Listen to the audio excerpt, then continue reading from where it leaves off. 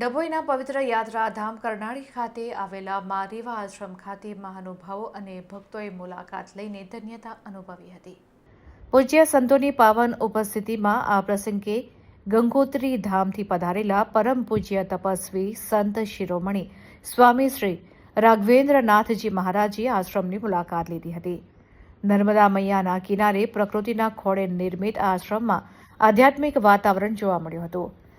આશ્રમમાં હાલમાં અત્યંત સુંદર અને ભવ્ય હનુમાનજીના મંદિરના નિર્માણ કાર્ય ચાલી રહ્યું છે, જે શ્રદ્ધાળુઓ માટે આકર્ષણનું કેન્દ્ર બનશે. આશ્રમનું નિર્માણ ખૂબ જ સુંદર અને સુઘડ રીતે કરવામાં આવ્યું છે, જે મનને શાંતિ આપે તેવા વાતાવરણમાં સ્થિત છે. તો આશ્રમના સ્થાપક પૂજ્ય શ્રી રજનીભાઈ પંડ્યા બાપુના માર્ગદર્શન હેઠળ આયોજિત આ કાર્યક્રમમાં અનેક ભક્તો જોડાયા હતા, જેમાં યોગેશભાઈ પંડ્યા, પરેશ પંડ્યા, અતુલ પંડ્યા, ભરતભાઈ પટેલ, બિપિનભાઈ માછી वगैरह आ प्रसंगे उपस्थित रहा था. तो वो सब जगह व्यक्ति का काम नहीं है. तो इतना बड़ा भूखंड मिलना करनाली जैसी जगह में माँ के किनारे, हाँ वो जो संगम है वो भी इधर ही होगा पास ही. इस साइड है. हाँ ना पर मुरली संगम, हाँ આપણો મુરલી સંગમ त्रिवेणी संगम.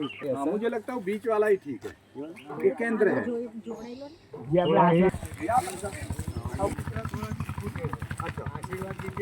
वाला निकल जाएगा तो इसको जल्दी विकास होगा ना. हाँ ये और नजर यज्ञशाला